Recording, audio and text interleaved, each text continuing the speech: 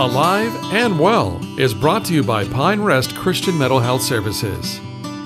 This segment is sponsored by Pine Rest. Summer can be a lot of fun for kids, but it can often be overwhelming for parents. Therapist Jean Holdhouse from Pine Rest joins us now to talk about what kids and parents need during the break and share a few tips to help everyone in the family enjoy a great summer. And it's good to have you here. Thanks for having me. They call them the lazy days of summer for a reason, right? But kids need structure, though, I imagine, still? Yes, they think about it as this big free space, but if you actually leave it free and unstructured, it creates anxiety and makes them feel less safe. So they need a degree of routine and structure in their days that you establish as the parents, because they don't know how to do that yet. And yet summer is that free and easy time, right? So how do you strike the right balance between the appropriate amount of structure that a child wants and needs and putting the clamps on too hard? Right. So think about keeping kind of your bookends as your first place, like the time they go to bed and the time they get up. Keep those relatively stable, and then have a schedule that's written, like you're going to do these things in the morning. You don't have to make it down to the minute, but like they need to make their bed or they eat breakfast, or like what's the routine of the things they're going to do, and when's their play space. And make sure you build play space in. They need time every day that's not structured, hopefully time where they get outdoors and do some things, and even some things to look forward. Like if I do my chores regularly, we're gonna go do this together on Friday or in July, some things like that. So it's that balance of there are things they're looking forward to, there are things they're gonna do every day, and then there are these spaces where their brain gets to play and learn how to be creative. For working parents, the challenges are sometimes difficult. Yes. Because they may be leaving all of that structure giving in the hands of a care provider, or, you know, with a little older child, they might be letting them have the freedom of being home alone, perhaps for the first time. That's all a struggle, right? Oh my goodness, yes.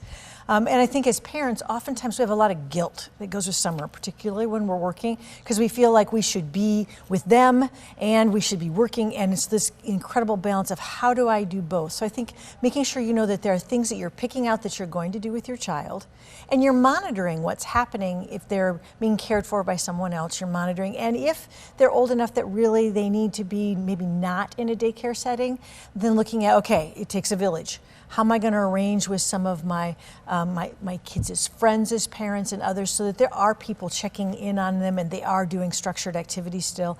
And then avoiding the guilt. They do not need you there 24/7. They need you to be present when you are there, and you do not have to get them to every activity under the sun. Yeah, that's part of the, am I giving my kid the best summer they could have, right? Yeah. When they go back to school and they say, what did you do over the summer? I sat and, you know, whatever. But there are some parents who believe in the whole free range thing, right?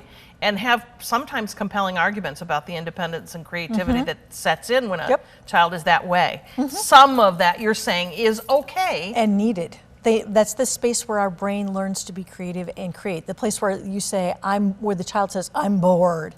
And you say, figure it out. Yeah. But you want to make that within boundaries so that they're not playing in creeks where they shouldn't be playing or getting into trouble. Yeah. In some way. What about help for parents? Like, so they can get over the guilt and enjoy the summer too. I think the biggest thing you have to remember is you have to model taking care of yourself.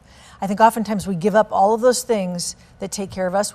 We know our kids need to go to bed and get up at a certain time, but we're like burning the midnight oil or getting up really, really early. So do those things that take care of yourself and model it for your kids.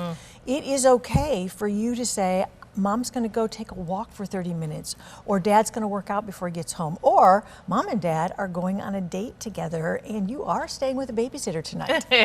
All right, have the courage to do it all. Yes. You can find more information, including survival tips for parents and information about kids' mental health at pinerest.org. We have a link on our website at 13onyourside.com. Thank you for being here. Thank you. Enjoy your summer. You as well. Thanks.